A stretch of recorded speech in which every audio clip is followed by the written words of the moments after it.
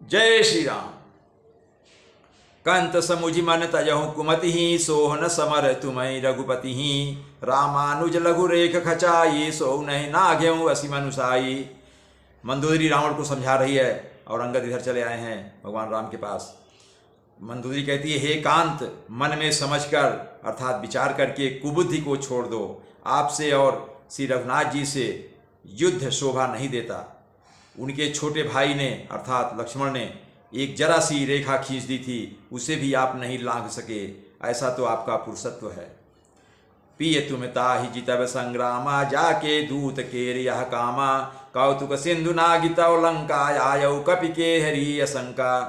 हे प्रीतम, मंदोदरी आगे कह रही है, हे प्रीतम, आप उन्हें संग्राम में जीत पाएंगे जिनके दूत का ऐसा काम है।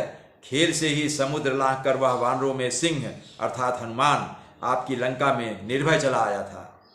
रखवारे हद विपिन उजारा देखत तो ही अक्षत ही मारा जारी सकल पुर की निछारा कहाँ रहा बल गर्भ तुम्हारा। आगे मंदोदरी कहती है, रखवालों को मारकर उसने अशोक वन उजाड़ डाला था। आपके देखते देखते उसने अक्षय कुमार को मार डाला था और संपूर्ण नगर को जलाकर राख कर दिया था। उस समय आपके बल का गर्व कहाँ चला गया था। अर्थात वो हनुमान की वीरता को बता रही हैं।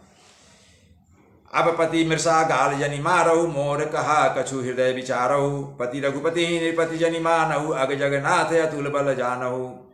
आगे कह रही हैं, मंदोदरी कहती है, अब हे स्वामी, झूठ अर्थात व्यर्थ गाल ना मारिए अर्थात डीग मत हाँकिए। मेरे कहने पर हृदय में कुछ विचार कीजिए। हे पति, आप श्री रघुपति को निरा राजा मत समझिए, बल्कि अग और जगन्नाथ अर्थात चराचर के स्वामी और अतुलनीय बलवान जानिए।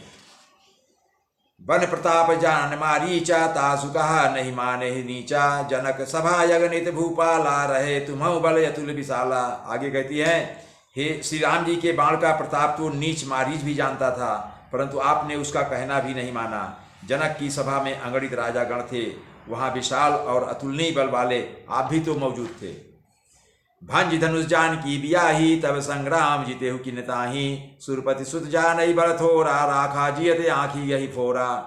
मंदोदरी कहती है, वहाँ शिव जी का धनुष तोड़कर श्री राम जी ने जानकी को ब्याहा, तब आपने उनको संग्राम में क्यों नहीं जीता। इंद्रपुत्र जयंत उनके बल को कुछ जानता है। श्री राम जी ने पकड़कर केवल उसकी एक आँख ही फोड़ दी और उसे जीवित ही छोड़ दिया। सुपनखा कह गति तुम्हें देखी तदपि हृदय नहीं लाज विशेषी।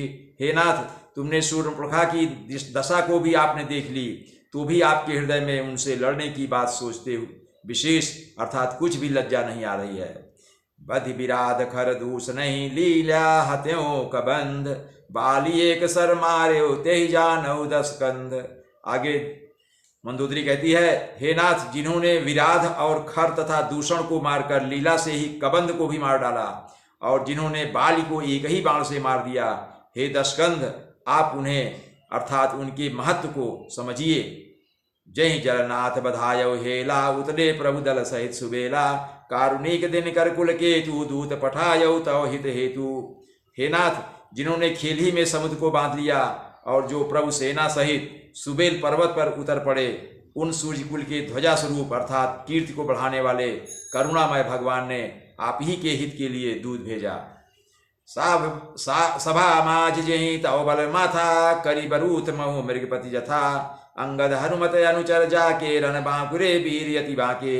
हे नाथ, जिसने बीच सभा में आकर आपके बल को उसी प्रकार मथ डाला जैसे हाथियों के झुंड में आकर शेर उसे छिन्न भिन्न कर डालता है। रण में बाकी अत्यंत विकट वीर अंगद और हनुमान जिनके सेवक हैं, आप उनसे पार नहीं पाएंगे। तेई कहा प्रिय पुनि पर पुनि नर कहू मुधा मान ममता मद बाहू आहा कंत कृत राम विरोधा काल विवश मन उपज न बोधा। और आगे कहती है मंदोदरी, हे पति, उन्हें आप बार बार मनुष्य कहते हैं, आप व्यर्थ ही मन ममता और मद का बोझा ढो रहे हो।